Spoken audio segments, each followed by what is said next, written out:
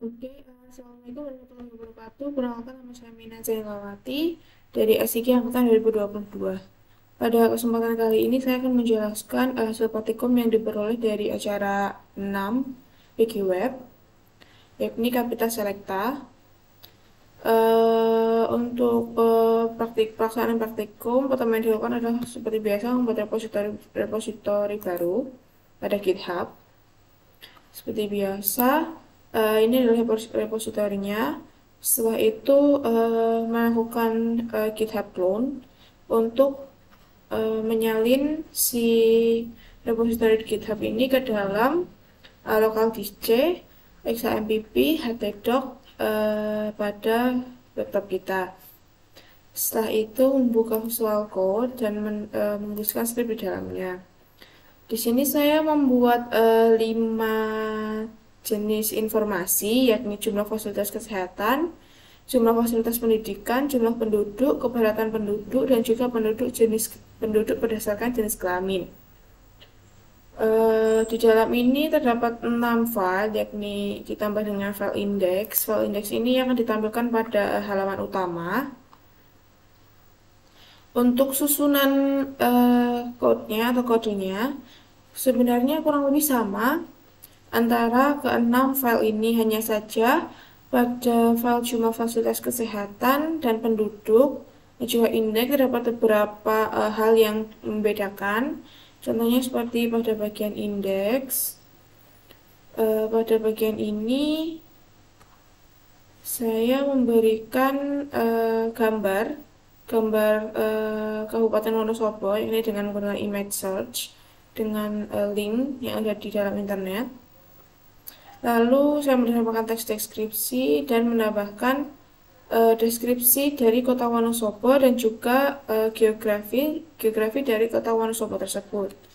Selain itu saya menggunakan class justify text dan ini dibuat style di bagian head seperti ini. Kenapa menggunakan titik? Karena dia kelas. Kalau dia menggunakan selain titik, dia dapat juga menggunakan hashtag, tapi biasanya jika menggunakan ID. Setelah itu pada bagian ini kurang lebih yang membedakan pada bagian indeks hanyalah itu.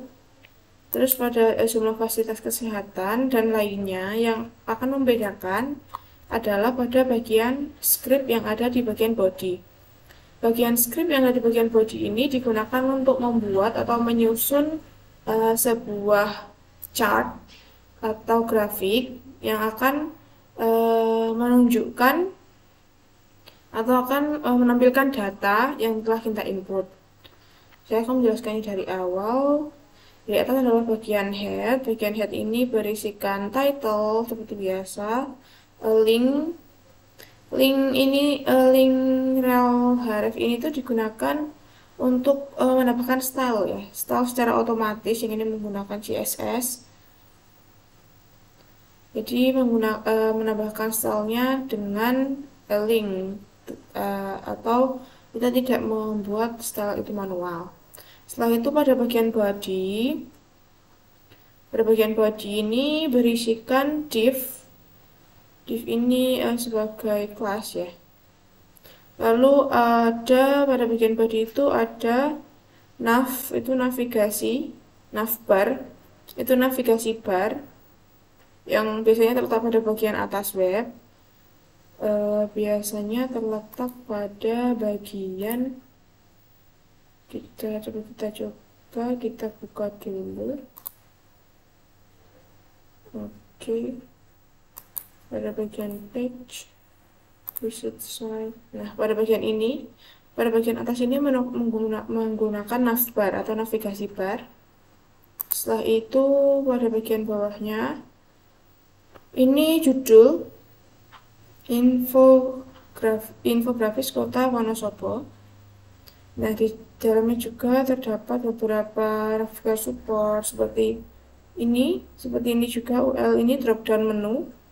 Drop down menu ini berada pada bagian data. Nah, ini adalah menu yang dapat dipilih. Seperti itu. Oke, selanjutnya ini adalah drop-down item. Ini kontainer, digunakan untuk membuat kontainer ini. Dalam kontainer ini ada cardnya ya. Ini tuh digunakan untuk membuat ini kotakan ini. Setelah itu pada bagian modal ini tuh digunakan untuk menampilkan informasi ketika kita mengeklik informasi yang ada di tombol informasi yang ada di web ini info, maka akan muncul info pop-up info seperti ini, yakni dengan nama maina, name class dan sumber data. Ini sumber data yang ditampilkan di dalam web ini. Nah, kita close. Selanjutnya pada bagian script, sebenarnya sebelumnya ini dulu. Ini tuh sebenarnya digunakan untuk JS, itu untuk susunannya. Terus script ini adalah menunjukkan atau membuat bar atau grafik dengan radial bar, dan ini adalah inputan datanya. Jumlah fasilitas kesehatan. Coba kita pergi ke jumlah fasilitas kesehatan. Jumlah fasilitas kesehatan.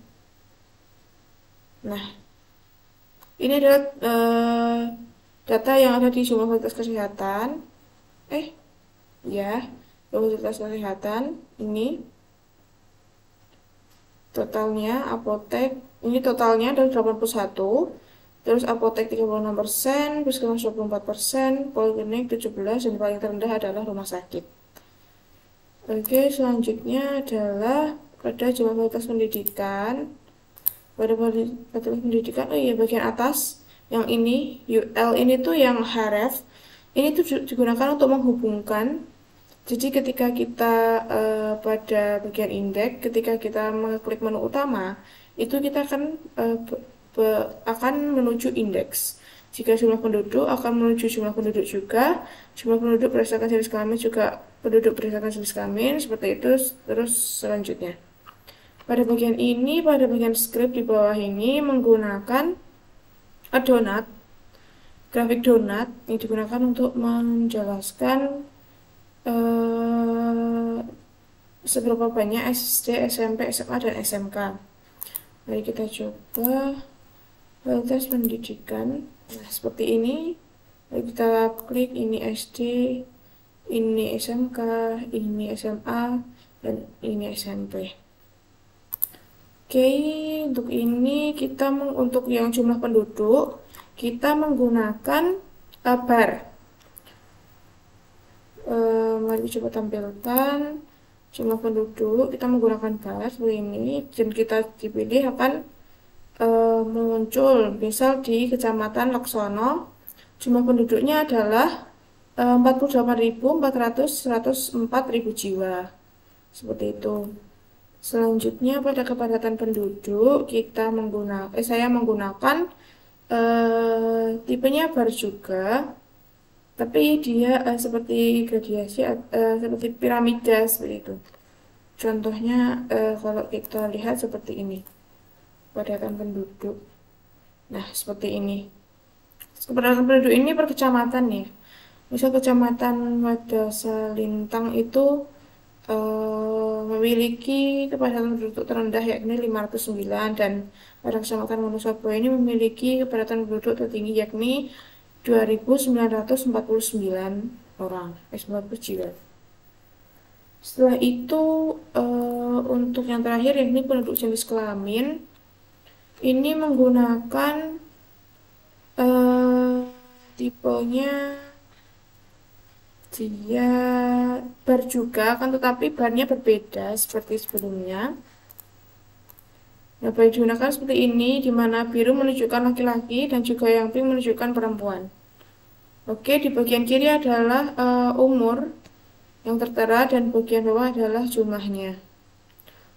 Sebagai contoh, kita pilih ini, yakni dengan laki-laki di umur 40 sampai dengan 44 tahun, yakni memiliki 32.581 jiwa.